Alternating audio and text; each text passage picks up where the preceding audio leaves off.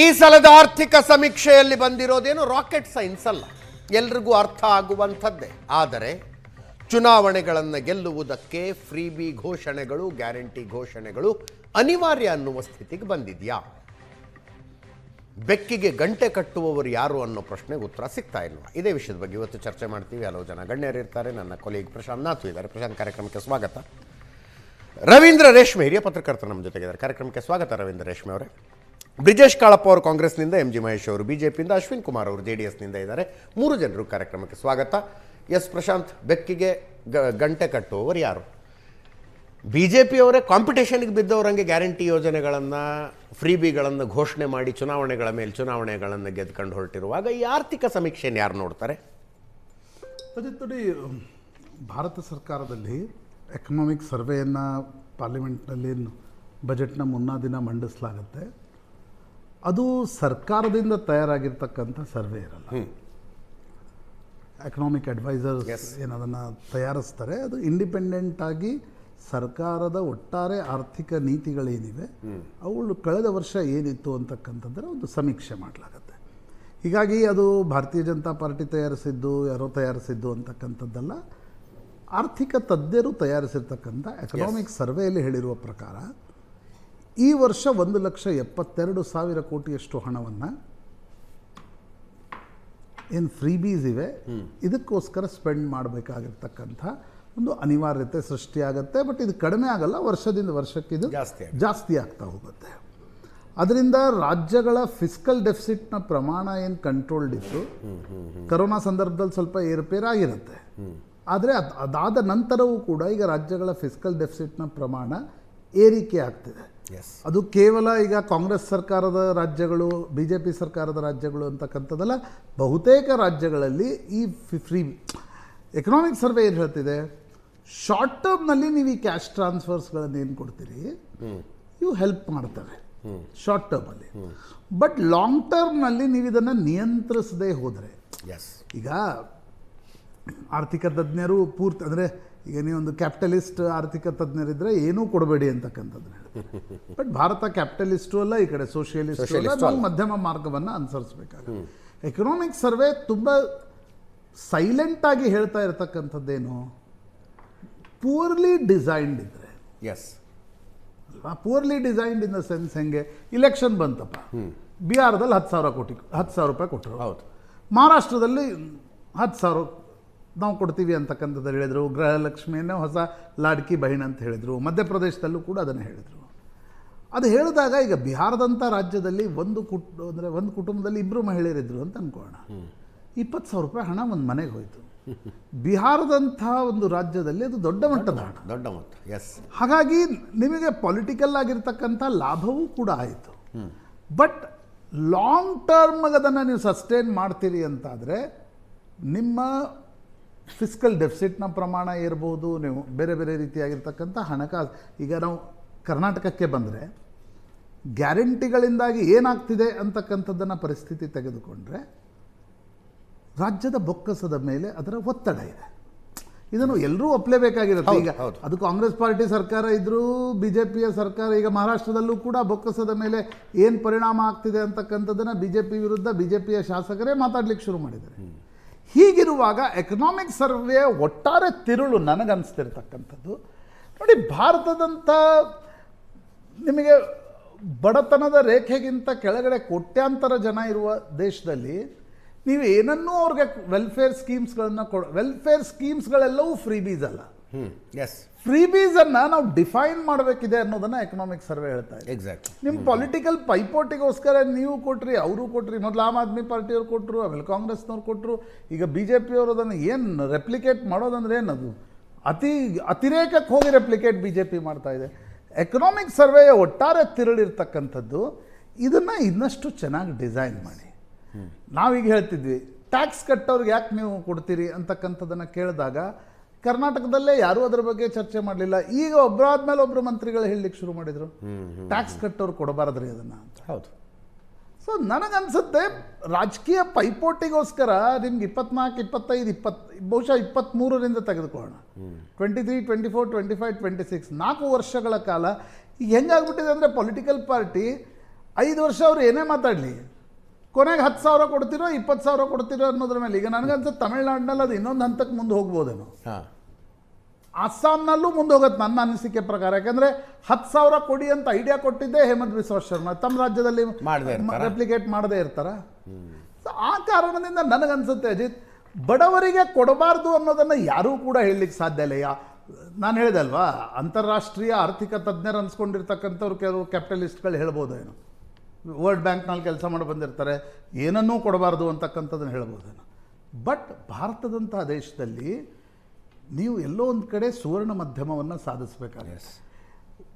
ಕೊಡದೇ ಇಲ್ಲ ಅನ್ನೋದು ಒಂದು ಭಾಗ, ಕೊಡ್ತೀವಿ ಎಲ್ಲರಿಗೂ ಕೊಡ್ತೀವಿ, ಓಟ್ ಹಾಕ್ರಿ ನಮ್ಗೆ ಕೊಡ್ತೀವಿ ಕೊಡ್ತೀವಿ ಕೊಡ್ತೀವಿ ಅಂತ ಹೇಳ್ತಾ ಹೋದರೆ ನಿಮ್ಮ ಬೊಕ್ಕಸದ ಮೇಲೆ ಪರಿಣಾಮ ಬೀರುತ್ತೆ, ಅದು ಲಾಂಗ್ ಟರ್ಮ್ ಆಗಿರುತ್ತೆ ಅನ್ನೋದನ್ನು ಎಕನಾಮಿಕ್ ಸರ್ವೆ ಹೇಳ್ತಾ ಇದೆ. ಹೈ ಟೈಮ್ ಅವರ್ ಎಲ್ಲ ರಾಜಕೀಯ ಪಕ್ಷಗಳು ಶುಡ್ ಅಂಡರ್ಸ್ಟ್ಯಾಂಡ್ ದಿಸ್. ಕರ್ನಾಟಕದಲ್ಲಿ BJP-ಯವರು ಇದನ್ನು ವಿರೋಧಿಸ್ತಾರೆ, ಮಹಾರಾಷ್ಟ್ರದಲ್ಲಿ ನಾವು ಮಾಡಿ ಸರಿ ಅಂತಾರೆ.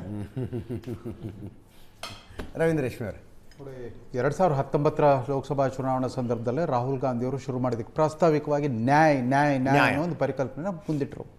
ಆ ನ್ಯಾಯ ಅನ್ನೋ ಪರಿಕಲ್ಪನೆಗೆ ಮೂಲ ಪ್ರೇರಣೆ ಸಿಕ್ಕಿದ್ದು ಸದರ್ನ್ ಕ್ಯಾಲಿಫೋರ್ನಿಯಾ ಯೂನಿವರ್ಸಿಟಿ ಬರ್ಕ್ಲಿ ಕ್ಯಾಂಪಸ್ಲಿರೋ ಭಾರತೀಯ ಸಂಜಾತ ಆರ್ಥಿಕ ತಜ್ಞ ಪ್ರಣಬ್ ಬರ್ದಾನ್ ಅಂತ. ಪ್ರಣಬ್ ಬರ್ದಾನ್ ಅವ್ರ ಪ್ರಕಾರ ಈಕ್ವಾಲಿಟಿ ಆಫ್ ಇನ್ಕಮ್ಗಿಂತ ಈಕ್ವಾಲಿಟಿ ಆಫ್ ಆಪರ್ಚುನಿಟಿ ಭಾಳ ಮುಖ್ಯ ಅಂತ. ಸೊ ಆದಾಯದ ಸಮಾನತೆಗಿಂತ ಅವಕಾಶಗಳ ಸಮಾನತೆ ಭಾಳ ಮುಖ್ಯ. ಅವಕಾಶಗಳು ಅಂತಂದ್ರೆ ಭೂಮಿಯ ಸಮಾನ ಹಂಚಿಕೆ, ಶೈಕ್ಷಣಿಕ ಸೌಲಭ್ಯಗಳು, ಆರೋಗ್ಯ ಸೌಲಭ್ಯಗಳು, ವಸತಿ ಸೌಲಭ್ಯಗಳು, ಮೂಲಭೂತ ಸೌಕರ್ಯಗಳು ಭಾಳ ಮುಖ್ಯ ಅಂತ ಹೇಳ್ತಾರೆ ಅವರು. ಅದಕ್ಕೆ ಅವರು ಯೂನಿವರ್ಸಲ್ ಬೇಸಿಕ್ ಇನ್ಕಮ್ ಅಂತ ಒಂದು ಕಾನ್ಸೆಪ್ಟ್ ಪ್ರಪೋಸ್ ಮಾಡಿಬಿಟ್ರು. Irrespective of their family income, ಅವರು ಆದಾಯ ಎಷ್ಟೇ ಇರಲಿ ಎಲ್ಲ ಕುಟುಂಬಗಳಿಗೆ ವರ್ಷಕ್ಕೆ ಒಂದು 10,000 ರೂಪಾಯಿ ಕೊಟ್ಬಿಡ್ಬೇಕು, ಅಂದರೆ ತಿಂಗಳಿಗೆ 1,000 ರೂಪಾಯಿ ಕೊಡ್ತಾ ಹೋಗಬೇಕು ಅಂತ ಪ್ರತಿಪಾದಿಸಿದ್ರು. ನಮ್ಮ ಆಮ್ ಆದ್ಮಿ ಪಕ್ಷದ ಅರವಿಂದ್ ಕೇಜ್ರಿವಾಲ್ ಅವರು ದಿಲ್ಲಿಯಲ್ಲಿ ಮೊದಲನೇ ಬಾರಿಗೆ ಅದು ಫ್ರೀ ಇದು ಫ್ರೀ ಅಂತ ಶುರು ಮಾಡಿದ್ರು. ವಿದ್ಯುತ್ ಫ್ರೀ, ಮೆಟ್ರೋ ಪ್ರಯಾಣ ಫ್ರೀ ಇತ್ಯಾದಿ ಶುರು ಮಾಡಿದ್ರು, ವಾಟರ್ ಸಪ್ಲೈ ಫ್ರೀ ಅಂತ. ದಿಲ್ಲಿ ಅದೇ ಹಾಗೆ ನಮ್ಮ ಕರ್ನಾಟಕದಿಂದ ದೊಡ್ಡ ದೊಡ್ಡ ರಾಜ್ಯಗಳದು ಮಾದರಿ ಆಗಲಿಕ್ಕೆ ಸಾಧ್ಯ. ದಿಲ್ಲಿ ಅನ್ನೋ ಒಂದು ವೈಭವೀಕೃತ ಮಹಾನಗರ ಪಾಲಿಕೆ. ಅವ್ರಿಗೆ ನೋಡ್ರಿ, ಕೃಷಿ ಇಲಾಖೆ ಇಲ್ಲ, ಅರಣ್ಯ ಇಲಾಖೆ ಇಲ್ಲ, ಗ್ರಾಮೀಣಾಭಿವೃದ್ಧಿ ಇಲಾಖೆ ಇಲ್ಲ, ನೀರಾವರಿ ಇಲಾಖೆ ಇಲ್ಲ, ವಿದ್ಯುತ್ ಇಲಾಖೆ ಇಲ್ಲ, ಯಾವುದೂ ಇಲ್ಲ. ಆಮೇಲೆ ಸುಮಾರು 80% ಜನ ತೆರಿಗೆದಾರರಿದ್ದಾರೆ ದಿಲ್ಲಿ ಮಹಾನಗರ ಪಾಲಿಕೆಯಲ್ಲಿ. ಅದು ನಮ್ಗೆ ಹೆಂಗೆ ಅನುಕರಣೀಯ ಮಾದರಿ ಆಗುತ್ತೆ? ಮಾದರಿ ಆಗೇ ಬಿಡ್ತು. 2023 ಚುನಾವಣೆ ಬರ್ತಿರೋಂಗೆ ಉಚಿತ, ಖಚಿತ, ನಿಶ್ಚಿತ ಅಂತ ಕರ್ನಾಟಕ ಪ್ರದೇಶ ಕಾಂಗ್ರೆಸ್ ಅಧ್ಯಕ್ಷರು ಅದ್ಭುತವಾಗಿ ಘೋಷಣೆ ಮಾಡಿಬಿಟ್ರು. ಆಮೇಲೆ ಭಾರತಕ್ಕೆ ಸ್ವಾತಂತ್ರ್ಯ ಬಂದಾಗಿನಿಂದ ಯಾವತ್ತಾದರೂ ಮಹಿಳಾ ಮತ್ತು ಮಕ್ಕಳ ಇಲಾಖೆ ಮಕ್ಕಳ ಕಲ್ಯಾಣ ಇಲಾಖೆಗೆ 36,000 ಕೋಟಿ ವಾರ್ಷಿಕ ಅಲೋಕೇಶನ್ ಬಂದು ಇದೇ ಫಸ್ಟ್ ಟೈಮ್ ಅಂತ ಕಾಣುತ್ತೆ. ಅದು ಬಂದ್ಮೇಲೆ ಶುರುವಾಗಿಬಿಡ್ತು. ಸ್ಪರ್ಧಾತ್ಮಕವಾದ ಒಂದು ಜನರಂಜನೆ, ಇದು ಜನಪ್ರಿಯತೆ ಅಲ್ಲ, ಇದು it's not competitive popularity, competitive populism. ನೀವು 2,000 ಕೊಡ್ತೀರಾ, ನಾವು 2,500 ಕೊಡ್ತೀವಿ, ನಾವು 10,000 ಕೊಡ್ತೀವಿ ಅಂತ ಈ ಥರದ ಸ್ಪರ್ಧೆ ಶುರುವಾಗಿಬಿಡುತ್ತೆ ಕೊನೆಗೆ ಅಲ್ಟಿಮೇಟ್ಲಿ. ಅಂದರೆ ನೀವು ಆಮೇಲೆ ಏನು ಮಾಡ್ತಾರೆ, ಈಗ ಮೊನ್ನೆ ಇದಕ್ಕೆ ಅಂತ ಬಂತಪ್ಪ ರಾಮ್ಜಿ ಬಂದ್ಬಿಡ್ತು, ನೀವು 40% ಬರೆಸ್ಬೇಕು ಅಂತಂದಾಗ ನಮಗೆ 2,000 ಕೋಟಿ ಹೆಚ್ಚುವರಿ ಹೊರೆ ಬರುತ್ತೆ ಅಂತ ಮಾತಾಡೋಕೆ ಶುರು ಮಾಡಿಬಿಟ್ರು. ಯಾಕಂದ್ರೆ ಇವತ್ತು ಯಾಕೆ 2,500 ಕೋಟಿನೇ ಭಾಳ ದೊಡ್ಡದು ಅಂತ ಅನ್ಸೋಕೆ ಶುರುವಾಗಿಬಿಡುತ್ತೆ. ಒಂದು ತಿಂಗಳು ಧಾರಾಳವಾಗಿ 1,23,00,000 ಯಜಮಾನತಿಯರಿಗೆ 2,000 ಕೊಡ್ತೀವಿ ಅಂತ ಹೇಳ್ಬಿಟ್ರಿ. ಆಮೇಲೆ ಅದರಿಂದ ಸಾರಿಗೆ ನಿಗಮಗಳ ಗತಿ ಏನಾಯಿತು, ವಿದ್ಯುತ್ ನಿಗಮಗಳ ಗತಿ ಅವು ಆಮೇಲೆ ಇನ್ನೊಂದು ಭಾಳ ವಿಶಿಷ್ಟವಾದ ದಾಖಲೆ ಮಾಡಿಬಿಟ್ರು ಅಂತ ಹೇಳ್ಬಿಟ್ವಿ. 500 ಕೋಟಿ ಉಚಿತ ಟಿಕೆಟ್ಗಳನ್ನು ಕೊಟ್ಬಿಟ್ಟಿದ್ದೀವಿ, ಬಸ್ ಟಿಕೆಟ್ಗಳು ಕೊಟ್ಬಿಟ್ಟಿದ್ದೀವಿ ಅಂತ. ಉಚಿತ ಟಿಕೆಟ್ ಅಂತಂದಾಗ ಅದರಲ್ಲಿ ದಾಖಲೆ ಏನಿದೆ, ಅದರಿಂದ ವರಮಾನ ಏನು ಬಂತು? 500 ಕೋಟಿ ಟಿಕೆಟ್ಗಳನ್ನಷ್ಟು ನಷ್ಟ ಆಗಿದೆ. ಅಟ್ಲೀಸ್ಟ್ 10 ರೂಪಾಯಿ ಒಂದು ಟಿಕೆಟ್ ಅಂತ 5,000 ಕೋಟಿ ನಷ್ಟ ಆಗಿದೆ ಸಾರಿಗೆ ನಿಗಮಕ್ಕೆ. ಹಂಗೆ ಹೇಳೋದಲ್ಲಿ ಅವರು 500 ಕೋಟಿ ಉಚಿತ ಟಿಕೆಟ್ಗಳನ್ನು ವಿತರಿಸ್ಬಿಟ್ಟಿದ್ವಿ ಮಹಿಳಾ ಪ್ರಯಾಣಿಕರಿಗೆ ಕಳೆದ 2 ವರ್ಷದಲ್ಲಿ. ಅಂದರೆ ಈ ಸ್ಪರ್ಧಾತ್ಮಕ ಇದಿದೆ, ಆರ್ಥಿಕ ವ್ಯವಸ್ಥೆ ಇದೆಯಲ್ಲ ನೋಡಿ. ಆಯ್ತಪ್ಪ, ನಾವು ಗ್ಯಾರಂಟಿ ಯೋಜನೆ, ನಾವು ವಚನ ಪಾಲನೆ ಮಾಡ್ತೀವಿ. ಒಂದೇ ಒಂದು ಆರ್ಥಿಕ ಮಿತವ್ಯಯದ ಕಾರ್ಯಕ್ರಮ ನಾವು ನೋಡಿದೀವ? ಅವರು ಪ್ರತಿ ದಿವಸ ಎಲ್ಲ ವಿಜೃಂಭಣೆ ನಡೀತಾ ಇದೆ ಸರ್ಕಾರದಲ್ಲಿ. ಅನೇಕ ಅನುತ್ಪಾದಕ ಚಟುವಟಿಕೆಗಳಿಗೆ ಧಾರಾಳವಾಗಿ ಕೆಲಸ ಕೊಡ್ತಾ ಇದ್ದಾರೆ. ತಮ್ಮ ಸರ್ಕಾರದ ಸಾಧನೆಗಳು ಘೋಷಣೆ ಮಾಡಲಿಕ್ಕೆ ದೊಡ್ಡ ದೊಡ್ಡ ರ್ಯಾಲಿಗಳನ್ನ ನಡೆಸ್ತಾ ಇರ್ತಾರೆ. ಎಲ್ಲ ಸಂಭ್ರಮಾಚರಣೆ ನಡೀತಾ ಇದೆ. ಒಂದೇ ಒಂದು ಆರ್ಥಿಕ ಮಿತವ್ಯಯದ ಕಾರ್ಯಕ್ರಮ ಇದುವರೆಗೂ ಕೇಳೇ ಇಲ್ಲ, ಘೋಷಣೆ ಕೇಳೇ ಇಲ್ಲ. ರಾಮಕೃಷ್ಣ ಹೆಗಡೆ ಅವರಿದ್ದಾಗ ಬರಗಾಲ ಬಂತು. ಆ ಕಾಲದಲ್ಲಿ ಬೊಮ್ಮಾಯಿಯವರೇ ರೆವಿನ್ಯೂ ಮಿನಿಸ್ಟರ್ ಆಗಿ SR ಬೊಮ್ಮಾಯಿಯವರು ಅವಾಗ ಅನೇಕ ಅನುತ್ಪಾದಕ ವೆಚ್ಚಗಳಿಗೆ ಕಡಿವಾಣ ಹಾಕಿದ್ರು ಇವರು ರಾಮಕೃಷ್ಣ ಹೆಗಡೆ ಅವರು. ಯಾಕಂದರೆ ಆರ್ಥಿಕ ಶಿಸ್ತು ಕೂಡ ಭಾಳ ಮುಖ್ಯ ಅಂತ ಅಂದ್ಬಿಟ್ಟು. ಕೋವಿಡ್ ಸಂದರ್ಭದಲ್ಲಿ ಹಾಗೇ ಆಗಿತ್ತಲ್ವಾ, ಅವರು ಕಟ್ಟುನಿಟ್ಟಾದ ಆರ್ಥಿಕ ಶಿಸ್ತನ್ನು ಪಾಲಿಸ್ತಾ ಹೋಗಿದ್ರೆ ದೇಶ ದಿವಾಳಿ ಮುಳುಗೋಗ್ಬಿಡ್ತಾರೆ. ಅವರು 24 ಲಕ್ಷ ಕೋಟಿ ಆ ಪ್ಯಾಕೇಜ್ಗಳನ್ನ ಯಾರಿಗೆ ಕೊಟ್ಟರು? MSMEಗಳಿಗೆ ಕೊಟ್ಟರು. ಎಲ್ಲಿ ಉತ್ಪಾದನಾ ಚಟುವಟಿಕೆ ಮತ್ತು ಉದ್ಯೋಗ ನಿರ್ಮಾಣ ಇರುತ್ತೋ ಅಲ್ಲಿ ಮಾತ್ರ ಕೊಡ್ತಾ ಬಂದರು ಕೇರ್ಫುಲ್ ಆಗಿ. ಇವತ್ತು ಹಾಗಿಲ್ಲ. ಈ ಕಾಂಪಿಟೇಟಿವ್ ಪಾಪ್ಯುಲಿಸಮ್ನಲ್ಲಿ ಎಲ್ಲಿವರೆಗೆ ಕೊಡ್ತಾ ಹೋಗ್ತೀರಿ? ಅವ್ನು ಒಂದು ಗಂಡಾಂತರ ಇವರು ಅರ್ಥ ಮಾಡ್ಕೊಳ್ತಾ ಇಲ್ಲ. ನಾಳೆ ಮೋದಿನೂ ಡೊನಾಲ್ಡ್ ಟ್ರಂಪ್ ಆಗಿಬಿಟ್ರು ಅಂತ ಇಟ್ಕೊಳ್ರಿ. ಅವ್ರ ಕೈಯಲ್ಲಿ ರಿಸರ್ವ್ ಬ್ಯಾಂಕ್ ಇದೆ, ನೋಟ್ ಪ್ರಿಂಟ್ ಮಾಡೋ ಪ್ರೆಸ್ ಇದೆ. ತಿಂಗಳಿಗೆ 25,000 ಕೊಡ್ತೀನಿ ಒಂದು ಕುಟುಂಬಕ್ಕೆ ಅಂತವರು ನೋಟ್ ಪ್ರಿಂಟ್ ಮಾಡಿ ಹಂಚಲಿಕ್ಕೆ ಶುರು ಮಾಡಿಬಿಟ್ರೆ ರಾಜ್ಯ ಸರ್ಕಾರಗಳಾಗಲಿ ಪ್ರತಿಪಕ್ಷಗಳ ಸರ್ಕಾರಗಳಾಗಲಿ ಸ್ಪರ್ಧೆ ಮಾಡಲಿಕ್ಕೆ ಸಾಧ್ಯವಾಗುತ್ತಾ? ನೀವು ಯಾವಾಗಲೂ ಹೇಳ್ತಿರ್ತೀರಿ ಲೆವೆಲ್ ಪ್ಲೇಯಿಂಗ್ ಫೀಲ್ಡ್ ಅಂತ. ಇದಿದೆಯಲ್ಲ, ಇದು ಲೆವೆಲ್ ಪ್ಲೇಯಿಂಗ್ ಫೀಲ್ಡ್ ಇಲ್ಲವೇ ಇಲ್ಲ. ಪಾಪ ಬಿಹಾರ್ನಲ್ಲಿ ನಿತೀಶ್ ಕುಮಾರ್ ಕೈಯಲ್ಲಿ ಅಧಿಕಾರ ಇತ್ತು. ಅವರಾಗಲೇ 19 ವರ್ಷದಿಂದ ಅಧಿಕಾರ ನಡೆಸ್ತಾ ಇದ್ರು. ಅನೌನ್ಸ್ ಮಾಡಿಬಿಟ್ರು 6 ತಿಂಗಳು ಎಲೆಕ್ಷನ್ಗಿಂತ 6 ತಿಂಗಳು ಮುಂಚೆನೇ 10,000 ಕೊಡ್ತೀವಂತ. ಯಾರಿಗೆ ಮಹಿಳೆಯರ ಅಕೌಂಟ್ಗೂ 10,000 ಅವರೇನೋ ಬಿಸ್ನೆಸ್ ಪ್ಲಾನ್ ಹಾಕಿ ಕೊಡ್ಬೇಕಂತ ಪ್ಲಾನ್ ಲೈಕ್ ಆದ್ರೆ 1 ಲಕ್ಷ ಕೊಡ್ತಾರೆ. ಕೈಯಲ್ಲಿ ಸರ್ಕಾರಿ ಖಜಾನೆನೇ ಇಲ್ಲ. ಮೊದಲೇನು ಮಾಡ್ತಿದ್ರಿ? ನಿಮ್ಮ ಸ್ವಂತ ಹಣ ಖರ್ಚು ಮಾಡಿಬಿಟ್ಟು ಓಟ್ಗಳನ್ನು ಖರೀದಿ ಮಾಡ್ತಾ ಇದ್ರಿ. ಬಟ್ ಗೆದ್ದು ಬಂದಮೇಲೆ ಸರ್ಕಾರಿ ಖಜಾನೆಯಿಂದ ಬಡವರ ಬುದ್ಧಿ ಮನಸ್ಸುಗಳನ್ನು ಖರೀದಿ ಮಾಡೋ ಈ ಪ್ರವೃತ್ತಿ ಶುರುವಾಯ್ತಲ್ಲ ಸ್ಥಾನ ಭದ್ರತೆಗೋಸ್ಕರ. ಇನ್ನು ವಿರೋಧ ಪಕ್ಷಗಳು ತಲೆ ಎತ್ತಲಿಕ್ಕೆ ಸಾಧ್ಯನೇ ಇಲ್ಲ. ಒಂದು 10 ವರ್ಷ ಒಂದೇ ಪಕ್ಷ ಸರ್ಕಾರ ನಡೆಸ್ತಾ ಇತ್ತು ಅಂತಾರೆ ಅವ್ರ ಕೈಲಿ ಧಾರಾಳವಾಗಿ ಅವ್ರು ಅಂತ ಹೋಗ್ತಿರ್ತಾರೆ. ಪಾಪ ವಿರೋಧ ಪಕ್ಷದ ಬರೀ ಭಾಷಣ ಮಾಡ್ತಾ ಹೋಗ್ಬೋದು, ಪೇಪರ್ ಟೈಗರ್ಗಳಾಗಿ ಉಳ್ಕೊಂಡ್ಬಿಡ್ತಾರೆ. ಅನೇಕ ರೀತಿ ಇದ್ರ ಬಗ್ಗೆ ಎಲ್ಲ ಪಕ್ಷಗಳು ಒಂದು ಕೂತ್ಕೊಂಡ್ಬಿಟ್ಟು ಒಂದೇ ಕಡೆ ಒಂದು ಕನ್ಸಿಸ್ಟೆನ್ಸಿಗೆ ಬರಬೇಕಾಗುತ್ತೆ. ಎಲ್ಲ ಪಕ್ಷಗಳು ಕೂತ್ಕೊಂಡು ಒಂದು ನಿರ್ಧಾರಕ್ಕೆ ಬರೋದು. ಒಂದು ಆರ್ಥಿಕ ಒಂದು ಆರ್ಥಿಕ ಶಿಸ್ತು ಮತ್ತು ಆರ್ಥಿಕ ಮಿತವ್ಯಯದ ಘೋಷಣೆ ಆಗ್ತಾನೆ ಇಲ್ಲ. ಎಲ್ಲ ಸಡಗರಗಳು ಸಮಾರಂಭಗಳು ಜೋರಾಗಿ ನಡೀತಾ ಇದೆ. ಬ್ರಿಜೇಶ್ ಕಾಳಪ್ಪ, ಎಲ್ಲ ಪಕ್ಷಗಳ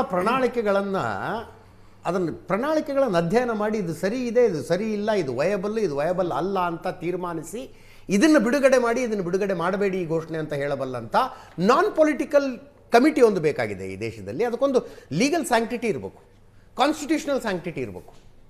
ನೋಡಿ ಅಜಿತ್, ಇದನ್ನ ಈ ಕಾನ್ಸ್ಟಿಟ್ಯೂಷನಲ್ ಸ್ಯಾಂಕ್ಟಿಟಿ ಮತ್ತೆ ಇದನ್ನ ಅಪೋಸ್ ಮಾಡುವಂತ ಯಾವ ಪ್ರವೃತ್ತಿ ಇದೆಯಲ್ಲ, ನನಗೆ ಆ ಪ್ರವೃತ್ತಿ ಇಲ್ಲ. ನಾನು ಆನೆಸ್ಟ್ಲಿ ಐ ಬಿಲೀವ್ ಇದು ಮಾಡಲೇಬೇಕು, ಇದು ಕೊಡಲೇಬೇಕು. ಮಹಿಳೆಯರಿಗೆ ನೀವು ಯಾವಾಗಲೂ ಕೂಡ ನೀವು ಅವ್ರಿಗೆ ಆದಷ್ಟು ನೀವು ಸಪೋರ್ಟ್ ಮಾಡಬೇಕು ಅನ್ನೋಂಥ ನನ್ನ ಅಭಿಮತ ಇದೆ ಪರ್ಸ್ನಲಿ ಕೂಡ. ನೋಡಿ ಇವಾಗ ಎಮ್ ಜಿ ಆರ್ ಒಂದು ಮಿಡ್ ಡೇ ಮೀಲ್ ಸ್ಕೀಮ್ ಅಂತ ಮಾಡಿದ್ರು. ಅವಾಗ ಇಡೀ ದೇಶದಲ್ಲೆಲ್ಲ ಅವ್ರನ್ನ ಉಗಿದ್ರು. ಏನ್ ಇವ್ರಿಗೆ ಗೊತ್ತಿದೆ, ಇವನು ಏನು ಆರ್ಥಿಕತೆ ಏನು ಗೊತ್ತಿದೆ ಇವ್ರಿಗೆ ಉಗಿದಿದ್ರ? ಹೌದೌದು, MGR ಗೆ ₹1 ಕೆಜಿ ಅಕ್ಕಿ ಕೊಟ್ಟರು. ಮಿಡ್ ಡೇ ಮೀಲ್ ಸ್ಕೀಮ್ ಅದು ಮೊದಲೇ ಇತ್ತು 60ರ ದಶಕದಲ್ಲಿ ಕರ್ನಾಟಕದಲ್ಲಿ. ಇಲ್ಲ ಬಿ ಡಿ ಜಗತಿ ಅವರು ಮುಖ್ಯಮಂತ್ರಿ ಆಗಿದ್ದಾಗ ಗಾಂಧಿನಗರ ಹೈಸ್ಕೂಲ್ ಅಲ್ಲಿ ಮಿಡ್ ಡೇ ಮೀಲ್ ಸ್ಕೀಮ್ ಅದಲ್ಲ, ಅಕ್ರಾಸ್ ದ ಸ್ಟೇಟ್ ₹1 ಅಕ್ಕಿ ಅಂತ ಕೊಡೋಕೆ ಶುರು ಮಾಡಿದ್ರು MGR. ಆಮೇಲೆ NTR ₹2 ಕೆಜಿ ಅಕ್ಕಿ ಅಂತ ಮಾಡಿದ್ರು. ರಾಮಕೃಷ್ಣ ಹೆಗಡೆ ಅವರು ₹2 ಕೆಜಿ ಅಕ್ಕಿ. ನನ್ನ ಅಭಿಪ್ರಾಯದ ಪ್ರಕಾರ ಅದೇ ನಾನು ಹೇಳ್ತಿರೋದು ಸತ್ಯ. But anyway I will be mid day ಮೀಲ್ಗೆ ಜಯಲಲಿತಾನ್ನ ಇನ್ಚಾರ್ಜ್ ಅಂತ ಮಾಡಿದ್ರು. ಮಿಡ್ ಡೇ ಮೀಲ್ ಆ ಸಂದರ್ಭದಲ್ಲಿ ಅದು ಇಡೀ ದೇಶದಲ್ಲಿ ಕ್ಯಾಚಪ್ ಆಗೋಯ್ತು. ಅದಾದ್ಮೇಲೆ ಸ್ಕೂಲ್ಗೆ ಭರ್ತಿ ಆಗುವಂಥದ್ದು ಹೆಚ್ಚಾಯಿತು. ಬಟ್ ಇವಾಗ ಏನ್ ಮಾಡ್ತಿದ್ದೀರಿ ನೀವು? ಒಟ್ಟಾರೆ ಮಹಿಳೆಯರನ್ನ ನೀವು ಸಬಲೀಕರಣ ಪಡಿಸ್ತಿದ್ದೀರಿ. ₹10,000, ₹2,000, ₹3,000 ಏನೋ ಒಂದು ಅಮಾನ್ಯೀಕರಣದ ಸಂದರ್ಭದಲ್ಲಿ ನಾವು ನೋಡಿದೀವಿ. ಮಹಿಳೆಯರ ಯಾವ ಪಾತ್ರ ಇದೆ ನಮ್ಮ ಮನೆಗಳನ್ನ ನಡೆಸುವಂಥದ್ದು. ಅವ್ರ ಹತ್ರ ದುಡ್ಡು ಇತ್ತು ಅಂತ ಹೇಳಿದ್ರೆ ಅವ್ರು ವಿನಾಕಾರಣ ಖರ್ಚು ಮಾಡಲ್ಲ. ಅವ್ರನ್ನ ಯಾವಾಗಲೂ ಕೂಡ ನಾವು ಅವ್ರನ್ನ ಸ್ಟ್ರೆಂಥನ್ ಮಾಡಲೇಬೇಕು ಹೊರತು ಅವ್ರನ್ನ ಯಾವಾಗಲೂ ಕೂಡ ನಾವು ಅವ್ರನ್ನ ಡೌನ್ ಮಾಡೋ ಹಾಗಿಲ್ಲ. ಸೊ ಈ ರೀತಿಯಿಂದ ನೀವು ಅವ್ರನ್ನ ಸ್ಟ್ರೆಂಥನ್ ಮಾಡ್ತಾ ಇದ್ದೀರಿ. ಅವ್ರ ಮಕ್ಕಳಿಗೆ ಒಳ್ಳೆ ವಿದ್ಯಾಭ್ಯಾಸ ಸಿಗ್ತಾ ಇದೆ, ಮಕ್ಕಳಿಗೆ ಒಳ್ಳೆ ಪೋಷಣೆ ಸಿಗ್ತಾ ಇದೆ, ಒಳ್ಳೆ ಡಯಟ್ ಸಿಗ್ತಾ ಇದೆ ಅಂತ ಹೇಳಿದ್ರೆ ಖಂಡಿತವಾಗ್ಲೂ ನೀವು ಮಹಿಳೆಯಲ್ಲಿ ಎಲ್ಲೇ ಇರಲಿ ಅವ್ರನ್ನ ನೀವು ಆದಷ್ಟು ಸ್ಟ್ರೆಂಥನ್ ಮಾಡುವಂಥ ಒಂದು ಶಕ್ತಿ ಈ ದೇಶದಲ್ಲಿ ಇವತ್ತು ರಾಜಕೀಯ ಪಕ್ಷಗಳಿಗೆ ಕೊಟ್ಟಿದೆ ಅಂತ ಹೇಳಿದ್ರೆ ನಿಜವಾಗ್ಲೂ ನಾನು ಅದನ್ನು ಸಪೋರ್ಟ್ ಮಾಡ್ತೀನಿ. ನಮ್ಮ ಪಕ್ಷ ಕೂಡ ಅದನ್ನು ಸಪೋರ್ಟ್ ಮಾಡುತ್ತೆ. ಯಾಕೆಂತ ಹೇಳಿದ್ರೆ ಇವತ್ತು ಯಾವುದೇ ದೃಷ್ಟಿಕೋನದಿಂದ ನೀವು ನೋಡಿ ಮಹಿಳೆ ಇಲ್ಲ, ಇದು ಆರ್ಗ್ಯುಮೆಂಟ್ ಇನ್ನೊಂದು ಕಡೆ ತಗೊಂಡು ಹೋಗೋ ಪ್ರಯತ್ನ ಅನ್ಸುತ್ತೆ ಬ್ರಿಜೇಶ್ ಕಾಳಪ್ಪ. ಸರ್, ಇಲ್ಲಿ ಯಾರು ಮಹಿಳೆಯರಿಗೆ ಸಪೋರ್ಟ್ ಮಾಡಬೇಡಿ, ಬಡವರಿಗೆ ಸಪೋರ್ಟ್ ಮಾಡಬೇಡಿ ಅಂತ ಯಾರೂ ಹೇಳ್ತಿಲ್ಲ. ಪ್ರಶ್ನೆ ಬರ್ತಾ ಇರೋದು ಹೋಲ್ಸೇಲ್ ಆಗಿ ಕೊಡ್ತಾ ಇರುವಂಥ ಈ ಗ್ಯಾರಂಟಿ ಸ್ಕೀಮ್ಗಳ ಬಗ್ಗೆ. ಅಂದ್ರೆ ಅದಕ್ಕೊಂದು ಪಾಪ್ಯುಲರ್ ಘೋಷಣೆ ಇದೆಯಲ್ಲ ಸಿದ್ದರಾಮಯ್ಯ, ಕಾಕಾ ಸಾಹೇಬ ನಿಂಗೂ ಫ್ರೀ, ನಾನಾ ಪಾಟೀಲ ನಿನಗೂ ಫ್ರೀ ಅಂತ. ಆ ಮಾದರಿಯಲ್ಲಿ ಇದು ಆಗಬಾರ್ದು ಅಂತ. ಈಗ ಉಚಿತ ಬಸ್ ಪ್ರಯಾಣ ಇದೆಯಲ್ಲ ಸರ್, ಉಚಿತ ಬಸ್ ಪ್ರಯಾಣವನ್ನ ಟಾರ್ಗೆಟೆಡ್ ಮಹಿಳೆಯರ ಗುಂಪಿಗೆ ಕೊಡುವುದಕ್ಕೆ ಯಾರ್ದು ವಿರೋಧ ಇಲ್ಲ. ಫಾರ್ ಎಕ್ಸಾಂಪಲ್, ನಮ್ಮ ಗಾರ್ಮೆಂಟ್ಸ್ ಫ್ಯಾಕ್ಟ್ರಿಗಳಿಗೆ ಹೆಣ್ಮಕ್ಳು ಕೆಲಸಕ್ಕೆ ಹೋಗ್ತಾರೆ ಸರ್, 8,000 9,000 ಸಂಬಳ ಇರುತ್ತೆ ಅವ್ರಿಗೆ. ಅವರಿಗೆ ಒಂದು ತಿಂಗಳು ತಾವು ಉಚಿತವಾಗಿ ಬಸ್ನಲ್ಲಿ ಓಡಾಡಬಹುದು ಅನ್ನೋದಾದ್ರೆ ಆ ಸೇವಿಂಗ್ ದಟ್ ಇಸ್ ಬಿಗ್. ಇನ್ನು ಮನೆ ಕೆಲಸಕ್ಕೆ ಅಪಾರ್ಟ್ಮೆಂಟ್ಗಳಿಗೆ ಹೆಣ್ಮಕ್ಳು ಬರ್ತಾರೆ, ಅವ್ರು ಎಲ್ಲೋ 7-8 ಕಿಲೋಮೀಟರ್ ದೂರದಲ್ಲಿ ಮನೆ ಮಾಡ್ಕೊಂಡಿರ್ತಾರೆ, ಬಸ್ಸಿಗೆ ಬಂದು ಇಳಿತಾರೆ, ಉಚಿತವಾಗಿ ಕೊಡ್ಬೇಕು ಅವ್ರಿಗೆ that is a big saving for them. ನೀವು ಹೋಲ್ಸೇಲ್ ಆಗಿ ಘೋಷಣೆ ಮಾಡೋದಿದೆಯಲ್ಲ, ನಿಮಗೂ ಫ್ರೀ, ಎಲ್ಲರಿಗೂ ಫ್ರೀ. ಕರ್ನಾಟಕದ ಮಹಿಳೆ ಒಬ್ಬಳು ಬಸ್ ಹತ್ತಿದ್ರೆ ಟಿಕೆಟೇ ತಗೋಬೇಕಾಗಿಲ್ಲ. ಇದನ್ನ ಪ್ರಶ್ನೆ ಮಾಡ್ತಾ ಇರೋದು. ನೋಡಿ, RBI ಪ್ರಕಾರ 2014ರಿಂದ 2023ವರೆಗೂ ಈ ದೇಶದಲ್ಲಿ NPAs 16.35 lakh crore okay to 17.5 lakh crore NPA ಆಗಿದೆ. ಆಯ್ತಾ? ನೀವು ದೊಡ್ಡ ಉದ್ಯಮಿಗಳಿಗೆ ಇಷ್ಟೆಲ್ಲ ನೀವು ದುಡ್ಡು ಬೇಡ, ನೀವು ಕೊಡೋದು ಬೇಕಾಗಿಲ್ಲ ಅಂತ ಹೇಳ್ಬಿಡ್ತೀರಿ. ಆಯ್ತಾ? ಈ ಮಹಿಳೆಯರಿಗೆ ಒಂದು 1 ಲಕ್ಷ ಕೋಟಿ ಆಯ್ತಾ ವಾರ್ಷಿಕವಾಗಿ, ಅದೇನು ದೊಡ್ಡ ವಿಚಾರ ಅಲ್ಲ. ಓಕೆ, ದೊಡ್ಡ ವಿಚಾರವೇ ಅಲ್ಲ ಅದು. So we have to focus on the really big things. What is the big thing? NPAs ಯಾಕೆ ಆಗ್ತಿವೆ? ಎಷ್ಟು ಜನ ನಮ್ಮ ದೇಶವನ್ನು ಬಿಟ್ಟು ಹೋಗಿದ್ದಾರೆ? Whether it's Vijay Mallya, whether it's ನಿಮ್ಮ ಇವ್ರ ಮೋದಿ ಆಗಲಿ, ಯಾರೇ ಆಗಲಿ, ಇದ್ರ ಬಗ್ಗೆ ನಾವು ಯೋಚನೆ ಮಾಡಬೇಕು ಹೊರತು ಈ ಚಿಕ್ಕ ಪುಟ್ಟ ವಿಚಾರದಲ್ಲಿ ಎಕನಾಮಿಕ್ ಸರ್ವೆ ಇಟ್ಕೊಂಡು ಏನ್ ಮಾಡಬೇಕಾಗಿದೆ?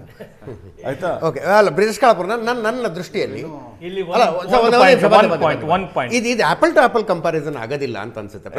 ಇವ್ರು ಹೇಳಿದಂತದ್ದು ನಾನು ಹೇಳ್ತೀನಿ ಕೇಳಿ. ಒನ್ ಪಾಯಿಂಟ್ ಸರ್, ನೀವು ಉತ್ತರ ಕೊಡಿರಂತ ಡೆಫಿನೆಟ್ಲಿ ನಾನು ನಿಮಗೆ ಸಮಯಾವಕಾಶ ಕೊಡ್ತೀನಿ. ಬ್ಯಾಂಕ್ಗಳಿಂದ ಸಾಲ ಪಡೆದು ಇಷ್ಟು ಜನ ಉದ್ಯಮಿಗಳ ಸಾಲ ಕೊಟ್ಟಿಲ್ಲ, ಅದು ದೊಡ್ಡ ಮೊತ್ತವು, ಹೆಣ್ಣು ಮಕ್ಕಳಿಗೆ ಕೊಡ್ತಾ ಇರೋದು ದೊಡ್ಡ ಮೊತ್ತವು. It is not an apple to apple comparison. MGR ಅವರು ಮಧ್ಯಾಹ್ನದ ಬಿಸಿ ಊಟವನ್ನು ಆರಂಭಿಸಿದಾಗ ಅದಕ್ಕೊಂದು ಸ್ಪೆಸಿಫಿಕ್ ಗೋಲ್ ಇತ್ತು. ಶಾಲೆಗೆ ಬರದ ಮಕ್ಕಳನ್ನು ವಾಪಸ್ ಶಾಲೆಗೆ ಕರ್ಕೊಂಡ್ಬರ್ಬೇಕು ಅಂತ. ದಟ್ ವಾಸ್ ಅ ಸ್ಪೆಸಿಫಿಕ್ ಗೋಲ್. ಹಂಗೆ ನಾವು ಇಲ್ಲಿ ಜಿಮ್ ಮಾಡ್ತೀವಿ, ಗ್ಲೋಬಲ್ ಇನ್ವೆಸ್ಟರ್ಸ್ ಮೀಟ್ ಮಾಡ್ತೀವಪ್ಪ, ಅದಕ್ಕೊಂದು ಸ್ಪೆಸಿಫಿಕ್ ಗೋಲ್ ಇದೆ ಸರ್. ನೀವು ಇಷ್ಟು 1000 ಕೋಟಿ ತಂದು ನಮ್ಮಲ್ಲಿ ಹೂಡಿಕೆ ಮಾಡಿ ನಿಮಗೆ ಇಷ್ಟು ಕಡಿಮೆ ರೇಟಿಗೆ ನಾವು ನೆಲ ಕೊಡ್ತೀವಿ, ಇಷ್ಟು ಕಡಿಮೆ ರೇಟಿಗೆ ನೀರು ಕೊಡ್ತೀವಿ, ಇಷ್ಟು ಕಡಿಮೆ ರೇಟಿಗೆ ಕರೆಂಟ್ ಕೊಡ್ತೀವಿ, ಇಷ್ಟೆಲ್ಲ ಫೆಸಿಲಿಟಿ ನಾವು ಕೊಡ್ತೀವಿ ಅಂದ್ರೆ ಶ್ರೀಮಂತರ ಪರವಾಗಿ ನಿಂತು ಸರ್ಕಾರ ಅನ್ನೋದಕ್ಕಾಗತ್ತಾ? ಇಲ್ಲ, ಅದಕ್ಕೊಂದು ಗೋಲ್ ಇದೆ ಸರ್. ಇಲ್ಲೊಂದು ಉದ್ಯೋಗ ಸೃಷ್ಟಿ ಆಗಬೇಕು, ಸಪ್ಲೈ ಚೈನ್ ಕ್ರಿಯೇಟ್ ಆಗಬೇಕು, ಆ ಮೂಲಕ ರಾಜ್ಯ ಅಭಿವೃದ್ಧಿ ಆಗಬೇಕು ಅನ್ನುವ ಗೋಲ್ ಇದೆ. ಇದೇ ಗೋಲ್ ತಾನೆ. Women and child welfare is also A ministry. ಅದು ಕೂಡ ದಟ್ ಆಲ್ಸೋ ಕಂಪ್ರೈಸಸ್ ಪೀಪಲ್.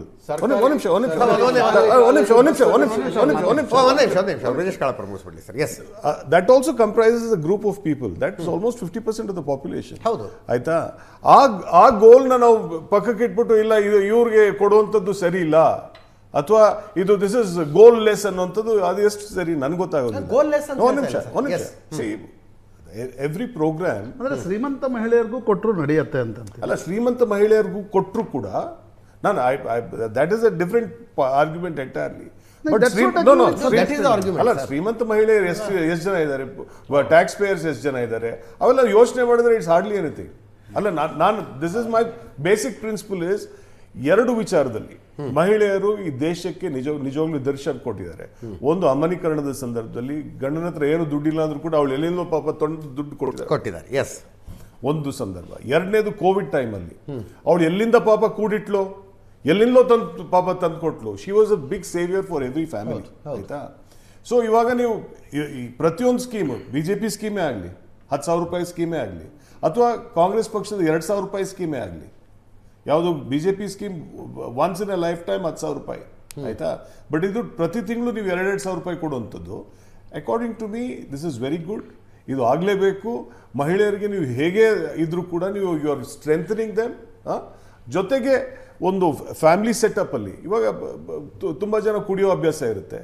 ನೀವು ಹೇಳಿದಾಗೆ ಗಾರ್ಮೆಂಟ್ಗೆ ಹೋಗ್ತಾ ಇರ್ತಾಳೆ, ಅವಳಿಗೆ 2,000 ರೂಪಾಯಿ ಎಕ್ಸ್ಟ್ರಾ ಸಿಕ್ಕಿದ್ರೆ ಪಾಪ ಅವಳು ಮಕ್ಕಳನ್ನ ಓದಿಸ್ತಾಳೆ, ಅವಳು ಒಳ್ಳೆ ಆಹಾರ ಕೊಡ್ತಾಳೆ.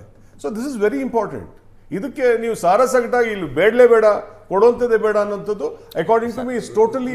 ನಾನು ಇದನ್ನೇ ಆರ್ಗ್ಯುಮೆಂಟ್ ದಾರಿ ತಪ್ಪುತ್ತೆ. ನಾವು ಯಾರು ಇಲ್ಲಿ ಇದನ್ನು ಕೊಡಲೇಬೇಡಿ ಅಂದಿಲ್ಲ.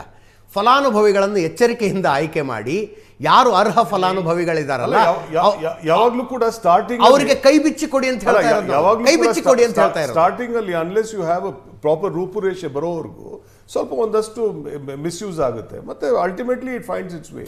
ಸರ್, ರೂಪುರೇಷೆ ಬರೋವರೆಗೂ ಮಿಸ್ಯೂಸ್ ಆಗುತ್ತೆ. ಆರ್ಗ್ಯುಮೆಂಟ್ನ for the sake of argument ಒಪ್ಕೊಳ್ಳೋಣ. 2.5 ವರ್ಷ ಆಯಿತು ಸರ್ ಸರ್ಕಾರ ಬಂದು 6 ತಿಂಗಳಿಂದ ಹೇಳ್ತಾ ಇದ್ದೀನಿ ಫಲಾನುಭವಿಗಳ ಪಟ್ಟಿ ಪರಿಷ್ಕರಣೆ ಮಾಡಿ, ಸರ್ಕಾರದ ಮೇಲಿರುವ ಭಾರ ಕಡಿಮೆ ಆಗುತ್ತೆ, ಫಲಾನುಭವಿಗಳ ಪಟ್ಟಿ ಪರಿಷ್ಕರಣೆ ಮಾಡಿ, ಯಾರು ಆರ್ಥಿಕವಾಗಿ ಚೆನ್ನಾಗಿದೆ ಕೊಡಬಾರ್ದು ಅಂತಾನೆ sir. This is not BJP Congress at all. ನಾನು ಅದನ್ನೇ ಹೇಳಿದೆ, ಇಲ್ಲಿ ಇದನ್ನು ವಿರೋಧಿಸುವ ನೈತಿಕತೆ ಯಾವ ಪಕ್ಷಕ್ಕಿದೆ? ಇಲ್ಲಿ ಎಲ್ಲ ಪಕ್ಷದವರು ಇದನ್ನೇ ಮಾಡ್ತಿದ್ದೀರಿ ಅಂತ.